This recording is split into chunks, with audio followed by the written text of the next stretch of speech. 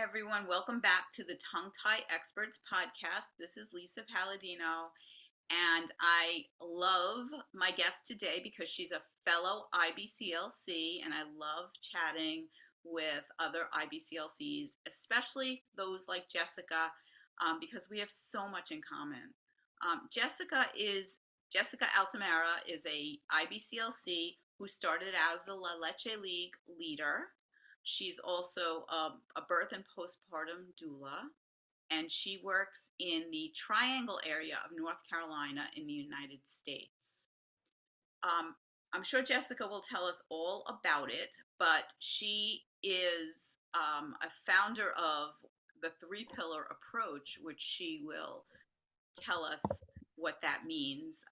But it's something that I totally embrace. And, my beginnings in tongue tie range back to the first conference that I attended in which I did meet Jessica for the first time. So this is a full circle moment for me, and I'm glad to have you here, Jessica, and welcome. Hi, Lisa. I'm so excited to be here. I I know we both get really into and enthusiastic about working together and collaborating and building community, and I love what you're doing here to start building more community for everybody. Thank you. Thank you. So we connected again because you made an adorable YouTube video for the conference that you're promoting.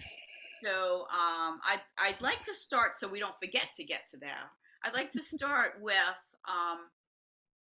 discussing the conference, what it is, why you're involved in it, and what's going on with that. So the organization is called ICAP, right?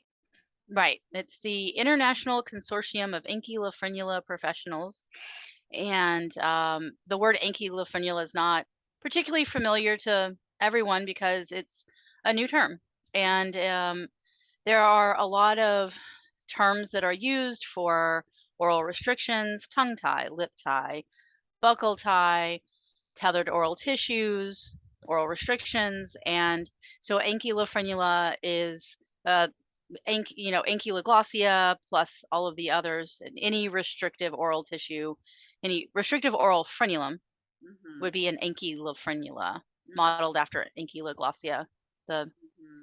Also, this is clinical term. it's an international organization, so I know that when the name was when you came up with the name, because I was kind of involved with the founding of this organization way back then. When you Yeah. came up with the name, you were looking for something that would be internationally recognized, not a term that's used just in one place. Correct. Yeah, I think that's been one of the unique and challenging parts of ICAP has been that we have members in every continent except Antarctica, and thinking about how to be inclusive and cross-cultural and thoughtful for all, um, as many cultures as possible, as many languages as possible, and even like time zones. Like Mm-hmm. even thinking about how the conference team meets in Eastern Standard Time. We meet at 9 p.m. my time Mm-hmm. because Sharon, who's another member of the team, is in Australia and it's like 11 a.m. her time the next day. So it's um, I love how international this organization truly is, and that even at this conference we have people who are speaking from every continent, many countries and cultures, and that's exciting. It is also part of the unique challenge of even picking the name of the Right. organization. Yeah, and I do remember way back, and I applaud you first of all for your success, and those of you who are on the committee and founders that stayed with it, because I know I was part of that in the beginning, and it was so difficult, and it was so Yeah. challenging to get those connections made because of all the things that you just mentioned. So, kudos to you and to your team and everyone that's involved still and newly involved, because it seems to have expanded, and it's Yeah. just I'm in awe of all of you, and I'm very excited for the conference this September. Well, thank you so much for that. Yeah. I think the reason that even through all of the challenges of the last couple years in maintaining connection, having to go from a plan. This conference was originally supposed to be in 2020, Mhm. and now it's happening in 2022, and all of the reworking of everything. I think the reason that it's persisted has been because there's such a deep need for community and connection. Mhm. Everything with tongue ties and lip ties and ankylofrenula uh, can be contentious. And a lot of people who are on the cutting edge of these issues feel isolated in their own communities. A Mhm. lot of us, and I think that it's growing. I know for me, where I live, there are far more people who are um, involved and connecting and creating our own like little bubble. But in 2014, when the beginning of these conferences first started, most of us were the only people from the area we came from, Right. and it's so um, validating Mhm. to meet with your people. It's so like we get to be with our people when Yeah. we're together, and I Yeah. think that's why this concept and this organization has persisted, even though there's been a lot of bumps in the road. Yeah. So I love the term you just used because I when I talk about the first conference that I ever went to in Montreal, I say that I walked into this room and I knew no one except I knew of Dr. Scott Siegel, but I hadn't met him yet. I was already referring patients to him, but I hadn't ever been in the same room with him. We had had discussions, but I didn't know him really. I knew no one else in the room. And when I sat at a table and talked to the people at my table, I said to myself, I actually sent a message to my husband and said, I think I've met my people. Yeah. And that's why I've been all over the place. I've been back into functional medicine. I do so many things, but I've since everything has settled now after the pandemic, and now that I have the podcast in place and my course is going, I'm like, you know what? It's time to reconnect with my people. And there's new people and there's more people. However, it's so wonderful to look at the list of people that are involved and know that we were like, or you were, because I wasn't involved in the organization at that time.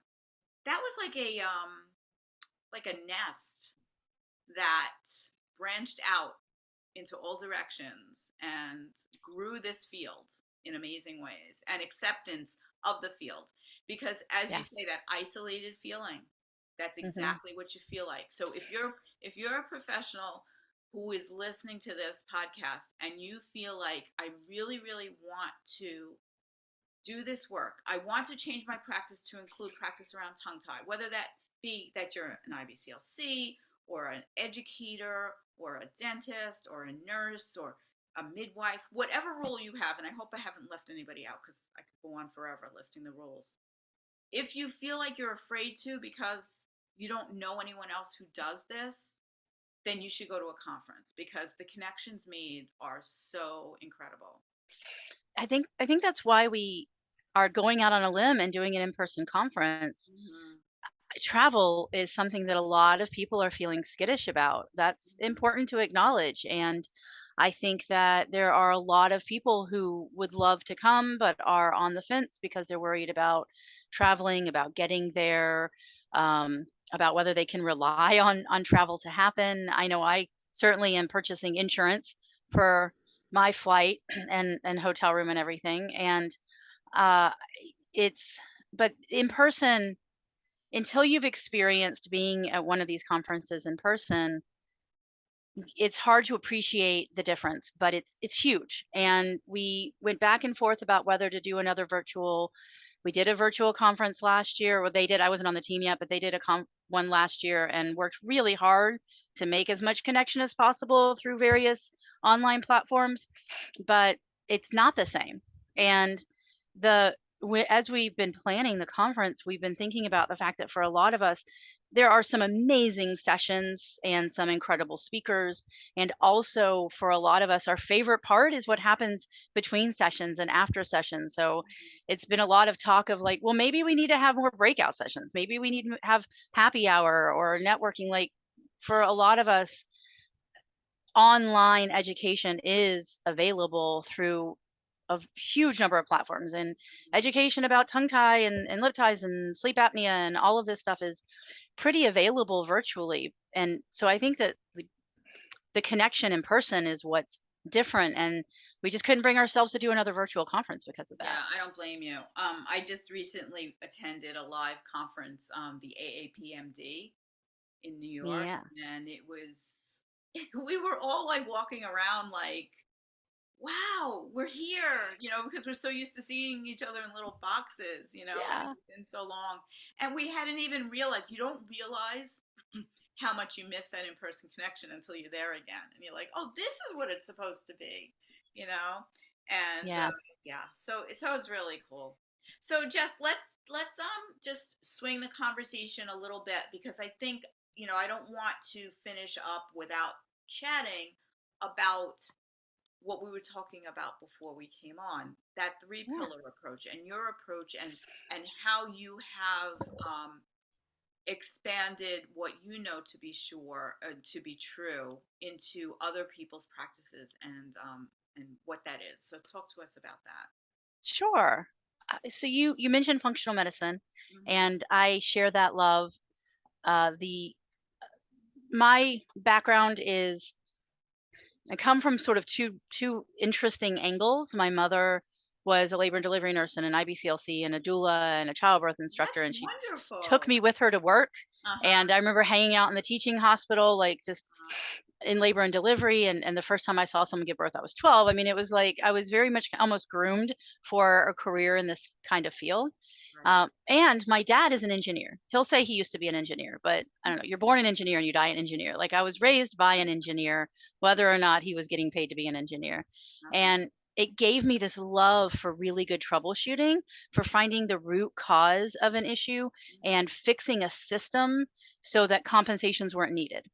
Beautiful. And to do that, when we're looking at addressing oral restrictions, is really challenging.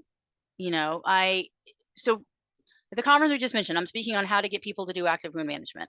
If we just look at like whether it's stretches or sweeps or forklifts or whatever people are doing to assist in optimal wound healing post release, um, it's challenging to get parents to engage and to feel self efficacy in doing this, and to just jump in and do their part. Just that little piece of it requires so much thought in learning styles, in helping parents regulate their nervous systems. So this idea of the three pillar approach, and that conference in Montreal in 2014, the term came to my mind. The concept is not something I invented. A lot of us were simultaneously coming to an appreciation for release and body work and functional support, Mm-hmm. an IBCLC for baby, and SLP OMT for older kids. Mm-hmm. And we were so the term came to my mind. I don't remember what triggered it, and I just started spinning things around in my head. And over about a year and a half, came to develop this model that has all three pillars in it. So it's an IBCLC and a body worker and a release provider. So far, most of them I've worked with have been dentists, Mm-hmm. and it is also using the centering model of care, which some people are familiar with and some people won't be. Mm-hmm. But the centering model of care is really evidence based. It's been used mostly in maternity care, some in postpartum, and a little bit in pediatrics. Mm-hmm. But it's where clinical care happens surrounding a support group Mm-hmm. and intertwined It's very into, used in midwifery practices, in right. birthing, right, in Yes. pregnancy and prenatal care, which is beautiful, because the community helps there. The Yes. communities, yes. Absolutely. And it's founded in this appreciation for social connection and support. And I think now we're back to doing groups in the clinic I'm a part of. There's obviously, like, for a while we weren't putting a bunch of people in a room together, and now that we are, we can see the difference that having a support group, letting people process their experience before they, their tongue tie journey, as I call it, the journey of getting to doing the release, and then planning for post, any horror stories they've heard, or fears that they have. And having, so it also allows for teaching. Mhm. Families are there for a couple of hours while each baby is getting body work in preparation for the procedure. They're having ties released. They're coming back and getting support in feeding, and woven throughout that is connection, nervous system regulation, talking about self-care, talking about babies, how we help babies regulate, how we do tummy time, how we do aftercare in a way that is feasible, how we teach them aftercare using many learning styles. So it's like a class and a support group and all three pillars of the three pillar approach put together. And the bonus is that, we might have 5 babies in a group and we get to teach aftercare one time. Right, right. Because when we were doing like one family at a time, Mhm. if I taught aftercare to 10 people in a day, by the time, like, the fourth time, I was just like, what? I don't remember what I've said to these people. I don't Right, remember. right. My I head is often just say spinning. that at the end of the day, like I'll say to my patient, did I say this to you yet? Because I don't remember if I said it to you Yes.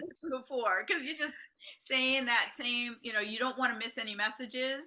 And it's basically the same message, given in a little bit more individually to each set of Yeah. parents, but you don't want to miss anything. But did I say this? Or I think I said this, but what time was that? Was that before lunch? No. Exactly. Yes. And Yeah. Yeah. you can't keep track. I mean, it's almost like we can be more individualized because they're in a group. Yeah. And they Uh, make connections with each other, I bet.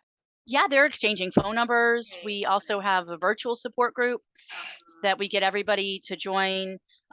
Anybody who's comfortable or willing, we allow anonymous posting on it and everything. Mm. So we have a virtual support group to carry that out, and people will take videos of themselves doing aftercare for feedback on how that's going, for information on how healing is going. Sometimes we're able to spot unusual healing patterns and intervene sooner. So I think that's just the idea of being thorough. And then when I go in, so then a few other people reached out to me, colleagues who had a dentist they wanted to work with, or a dentist who had gone and taken a course and heard my name and they wanted to start using this model or something similar. And I would sort of be talking to them and realize that there are a million little details that you have to figure out in doing this Yeah. that Yeah. we I had was, figured I out was through trial and error. right. Like I was thinking as you're talking about it, I'm trying to figure out how I would ever get something like that organized. That seems overwhelming to me, but you figured it out. You did it. We figured it out. We learned some things the hard way, how to handle what we call Facebook referrals, people who have no support network or functional support before they make an appointment, versus people who show up where they've already had body work and been working with an IBCLC, uh, different levels of education, Mm-hmm. that kind of thing.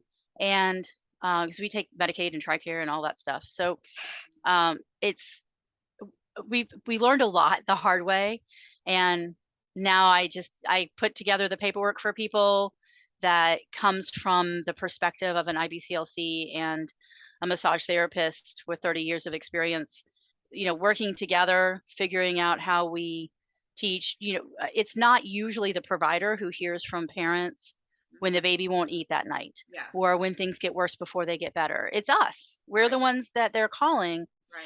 So creating paperwork from that bigger picture perspective, and then just, sharing that, rebranding it for different um, providers and offices, and lots of pictures. So people will sign a photo release. And whenever we have permission from them, we can use the pictures to, like, give examples of what things look like when they're healing. So parents have a sense of what is normal and what isn't. Right. And yeah, I think one of the things that I'm really inspired by is that early in my career, in 2005, I had a baby. I was already becoming an IBCLC. I was sure breastfeeding was going to go great because I knew so much. Right. And we were a complete train wreck, Right. and we ended up at this conference that I ended up in a session I wasn't planning to go to where tongue tie was mentioned. And I walked up to that speaker afterwards and literally held my baby out. And I was like, Aw. help me. And she looked at his little retracted jaw and we ended up talking. That was Kathy Watson Jenna. Oh, And she yes. hadn't really published Right. supporting sucking skills or anything yet. But Right. I looked her up afterwards when I saw somebody. She answered my emails. She was so generous with She her is. knowledge and her time, Yeah. and she's always welcoming to new people. And so I've been really inspired by her in taking the same approach of like, if I've spent 3 years working in a clinic and learning things the hard way, people, there's no benefit in other people having to do that. Right. Right. And yes, like I think anybody is capable of doing this, Mhm. putting it together, figuring it out, troubleshooting.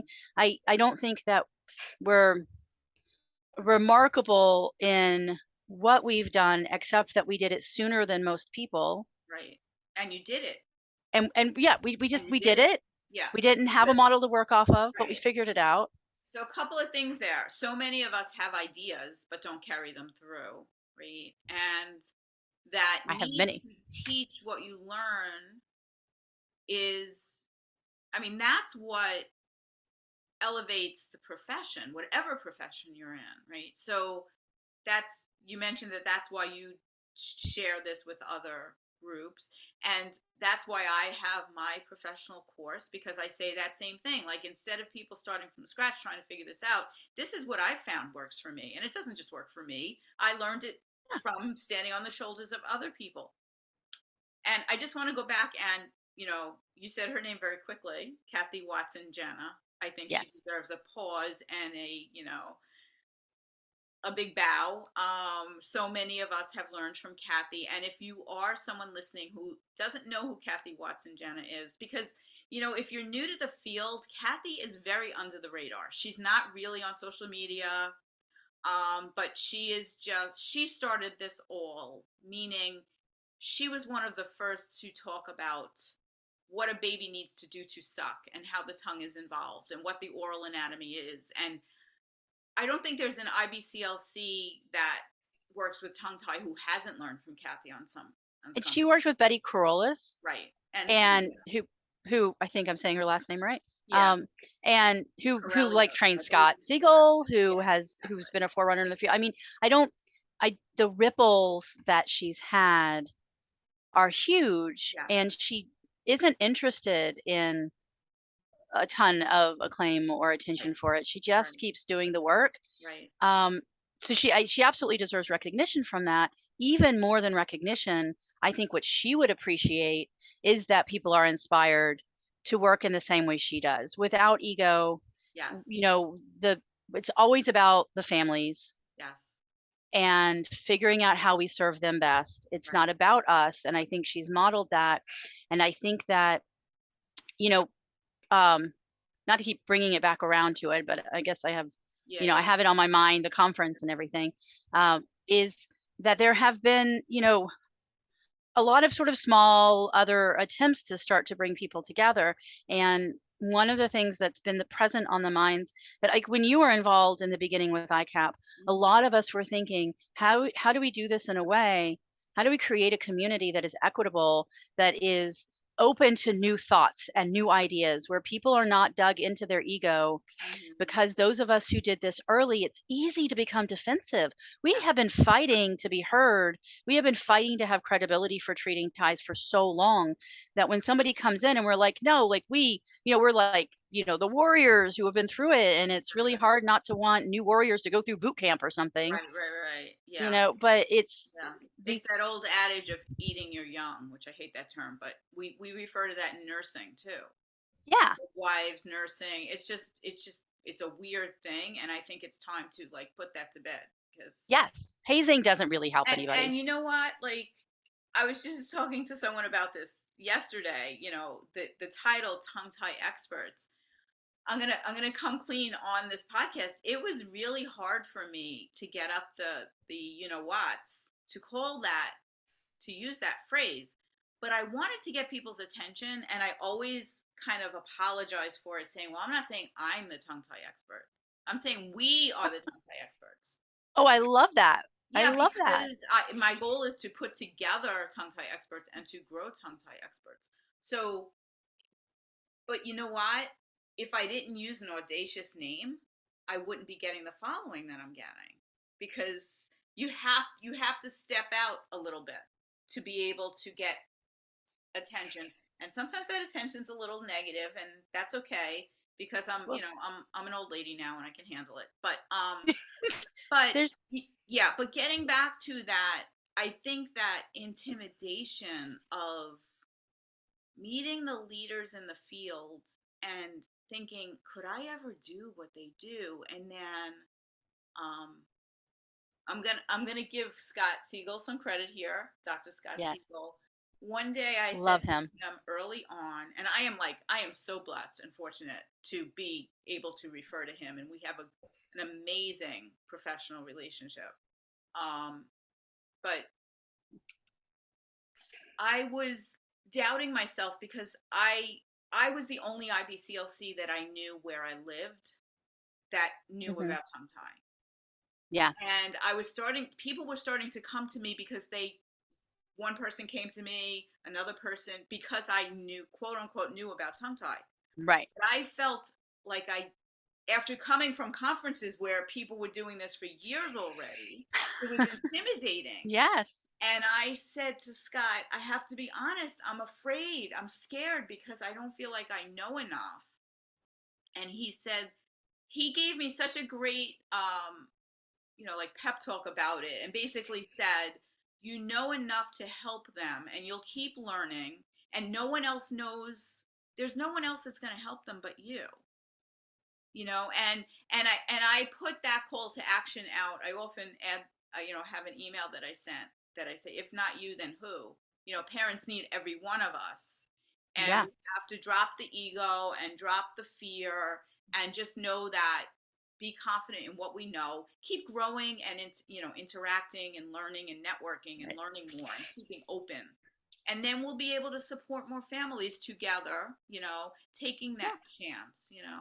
And I'm going to tell you one more story. I know that I'm supposed to be interviewing you, but you're bringing up so many things for me that are bringing back I, memories. but these, So yeah, they're a great couple of memories. yeah. So the first time I lectured publicly, it was connecting the dots and tots in New York City, and Scott had put it on the forum, and I volunteered to speak, and I was again terrified because I had never spoke publicly on this Oh, topic wow. in that big room, right? And guess who's the speaker right before me? Kathy. Kathy? Oh, Kathy. gosh. She's a hard act to follow. Right. She So I is. go up there like, here's my like total hero worship, listening to her talk and panicking while she's talking. And I said to her, Kathy, I have to follow you. I can't believe it. She's like, you got this. And you know how Kathy is. She's like, you got this, Lisa. You Yeah. got this. Yeah. And the whole time I was lecturing, she was front and center knitting, Yeah. knitting, and every once in a while she'd give me a thumbs up sign, and I was like, all right, I got this, it was Yes. so wonderful. We have to lift each other up. Exactly. And so that, Scott was there. He was a speaker at the first Tongue Tie Centric conference. Yeah. And I had communicated with him because I was part of planning the conference, but I never met him in person. And then I got to meet him in person. It was great. And he got up and he said, I'm here to speak to you because I have a lot of questions. Yeah. And I've never forgotten that. I Mm-hmm. have always wanted to open a conference session. Maybe in September, the ICAP conference. That's how I'll open my session. Mm-hmm. I've always wanted to, because do you know the phrase Dunning Kruger? No. So the Dunning Kruger effect is a psychological term for when someone is so wrapped up in what they do know that they don't really have a sense of how much they don't know. Oh wow. So like every new intern who's on the floor in a teaching hospital this month probably has a lot of Dunning-Kruger, Yes. right? Yes. And I think most of us went through a Dunning-Kruger phase Mm-hmm. where it's like, oh, I just know so much and I can't wait to share it. And then sometimes we learn the hard way how much we really don't know and how Mm-hmm. much nobody knows, right? Right. There's things we think, there's things we feel, there's a Right. lot we still don't know and are figuring out, which is why we have to do this collaboration. But we appreciating that is so important. I don't know what the term for the opposite of the Dunning-Kruger effect is except wisdom, Right, right? right. Wisdom is Wisdom. understanding how much you don't know, and I feel like that phrase, the more I learn, the less I know, Mm-hmm. is a cliche, but it's so accurate. Yes, I'm I'm excited right, about how much I don't know. How right. boring would life be if I knew everything? I And don't want to know everything. I also, to take that a step further, I think wisdom is realizing how how comfortable, or being comfortable in not knowing everything, Yes, right? And I think that comes with age too. Wisdom comes with age and comfort, and knowing that you'll be okay because you've gotten through other things. And that's self-efficacy. yeah. I'm all about self-efficacy. Hmm. I say to my clients, I say to first-time parents all the time. So I have 4 kids. Today is the birthday of my oldest. He's 20. Happy And birthday! what So I it's say the to birthday of you becoming a mom. That's it wonderful. is, it's the 20th anniversary of me becoming a mom, which was Beautiful. quite an experience. Hmm. And uh, I say to first-time parents that I work with all the time, I don't feel like I know what I'm doing any more than I ever have, but I'm a lot more comfortable not knowing what I'm doing than when I was a new parent. Hmm. And sitting with that, I think that when we become comfortable with not knowing everything, with not having all the answers, we are able to serve people better and work with other people better. Because if I go to a medical appointment, I will, um, sort of medically complicated. I think that's part of what's compelled me to appreciate functional medicine. I have a lot of rare medical things. And when I go to a provider and I mention something to them and I ask them a question and they say, I don't really know the answer to that, but I'm going to help you find out. We're going to figure it out. I have more respect for them than when it's clear that they're just blowing me off or making Right, something up or being superficial. right. And the joy of what we don't know and figuring that out together and creating community. We can create community. People bond through trauma. Hmm. Like that's the boot camp idea. That's the basic training idea. You go into the military and you bond through a created traumatic experience. But we can also bond through learning and joy, Hmm. right? We can come together in the joy of what we don't know, Hmm. which is this crazy idea. But that's like I love chatting with you, Lisa, because we get excited. Like, oh, here's this weird thing, and can Right, we connect the dots? right, Right? right, right. Yeah, That's your term. Let's connect the dots yeah, and figure that out. yeah. It's joyful and frustrating when we Yes, don't have the answers. yeah. And I often tell parents who ask me, whether it's in person or in one of my forums online, why didn't my doctor find this? Or why didn't my doctor know about this? And Yeah. the answer is always because they don't know about it yet, right? And whether or not and whether or not they should be responsible for knowing about something they didn't learn in school is a topic for another day, but they Yes. don't know about it. And some people will respond with, oh, I don't really know about that. Let's learn about it together, as you just said. And other people either don't have the time or the bandwidth or the curiosity to think Right. about there's something so much more that they haven't learned about that they should be learning about, so that's another side of it, and I think that those of us who are active in these communities and these networks and these interdisciplinary groups are Hmm. the ones who are still curious and are open not only to learn about our own field but to Yeah. understand what the other types of providers are doing in this space. And that's what, let's bring it right back around to ICAP and the conference. Um, as with my own course and the groups I Hmm. run, it's interdisciplinary. And Yes. usually, and those who are listening might not realize this, but most of the time, an IBCLC learns with other IBCLCs, a midwife learns with other midwives, a nurse learns Right. with other nurses, a doctor learns with doctors, a dentist learns with dentists. Hmm. And I think that this was what was so inspiring to me, walking into a room to hear lectures from different levels of providers, different types of providers, not only from different places, but from different professions. And Right. everyone was respected on the same level. Oh, we call each other by first names, right? Exactly. Regardless of the letters after Right. your name, Right. right? Scott has a million letters after his name. We're calling him Scott, and he's Right. comfortable with us doing that. Right. Right. Um, and there isn't this weird hierarchy that's Right. happening in this community. Right. Like, I love that you interview people from a variety of backgrounds on this podcast, Hmm. because some of the things that I've learned that have advanced me in my practice more than anything, I've learned from other disciplines. Right. When the IBCLC books don't give me the answers I need to support families, then sometimes it's a different one.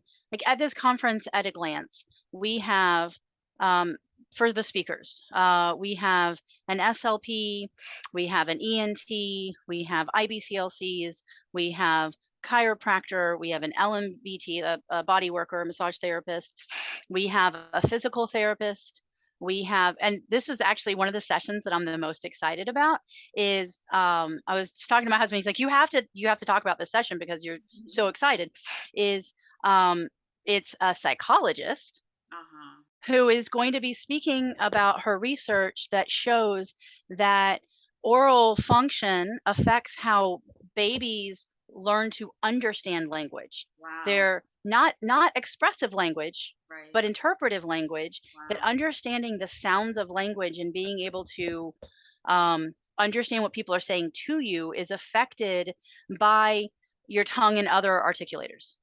That's And so cool.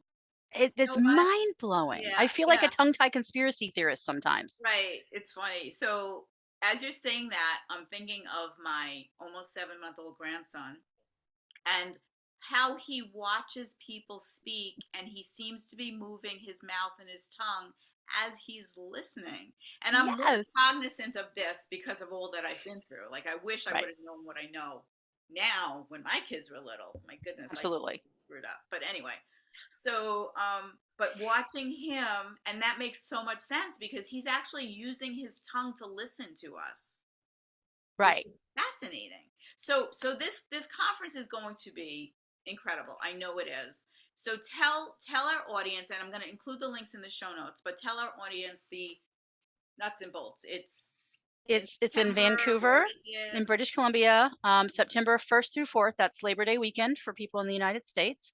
It's at the Sheraton Wall Center Hotel.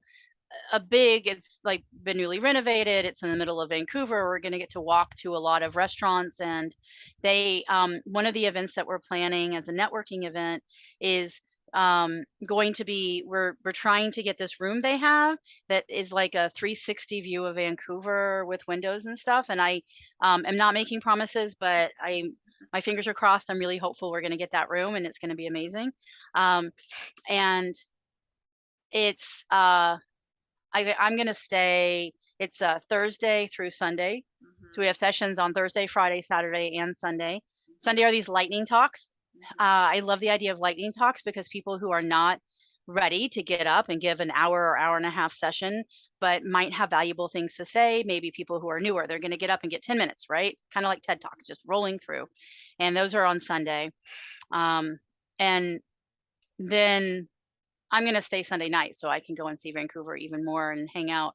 I Mm-hmm. always love to stay an extra night Mm-hmm. because everybody is decompressing after the conference, and I like being last at the party. I'm definitely one of those people who's always last to leave the party. But there's also an ICAP member meeting on Sunday that I'm excited about because I want to hear about this new research committee that they're starting. So much Um, fun. Okay, but yeah, so and it's it's Vancouver. icapprofessionals.com, right? ICAPprofessionals.com. ICAP professionals. So there's two P's there. Okay. It's a little redundant since ICAP stands for International Consortium of Ankylofrenula Professionals.com. Mm-hmm. Um, but you find the URL that works best, Right. Right. and then on the website there's like a kind of on the left, on the lower left, there's a box you click on for all the conference information, and the whole all the information as far as the room, the agenda, everything is we want it to be as transparent as humanly possible. And I know that you had told me that you applied for IBCLC credits for the conference. That takes a while, but it usually comes through. And they've emailed me back to say that they're processing the application. It sounded favorable. Good. It's tricky because not all of the sessions directly apply to lactation. Hmm. So I suspect that like the one on obstructive sleep apnea may or may not get approved, but most of them are going to apply. There's a Excellent. lot of kind of baby centric stuff and things that go beyond babies, but Perfect. even the stuff that goes beyond babies tends to include them, since Uh-huh. that's the tongue is for life. Right. It's important, but it starts at birth. Yep. And we even have someone who's speaking about before birth and about fetal constraint in utero and how that affects oral function. So Oh, I can't wait. Like I'm gonna get off this call and I'm going to, sign up because I can't yeah. wait. I need And this. what I will say, some people I think are kind of skittish, is what we've decided to do is get recordings of all of the sessions so that people who miss, so one, if you can't get there, you can still register and get recordings of all the sessions. Okay. Two, if you miss a session or travel ends up not working out, you still get recordings of all the sessions for a year after the conference. Beautiful. And what I kind of like is, because we'll have access to the recordings, the concurrent sessions where you have to pick one, Hmm. I can go and listen to the 2 that I miss, Yeah. because I hate that. I hate when there's, like, 2 sessions I really wanna see. So now Uh-huh. at least, I get to go back and listen to Yeah. that. So yeah, the last time I spoke at a conference, there was a concurrent session that I wanted to see myself, and I was like, I don't blame Yes, anybody if they don't come to my session because that sounds better than what I'm talking about. It was so that's funny. what happened to me at the last ICAP conference. I Yeah, was I yeah, was it was speaking on that great. model that I developed that we were talking about, and there was, and, like, the one session that I wanted to see the most in the whole conference was adjacent mine. And I was just like, "You guys are killing me." So I'm glad I won't have to miss any sessions this Yeah. way. So this was great, Jessica. Thank you so much for taking the time. And I hope that the membership in ICAP continues to grow. And I wish you a very successful conference. I hope to be there. And we'll hang out and have a drink. Yes, I will be so excited to meet in person, and um the free flowingness, it's just different when you're in person. I'll be Hmm. really excited to just see your face and give hugs to people who are comfortable giving hugs. Perfect. Uh, Thank you for having me. Oh, It's you're been great to welcome. connect. I All right. look forward to listening to more of your podcasts. Thank you. And thank you, everyone, for listening. Take care.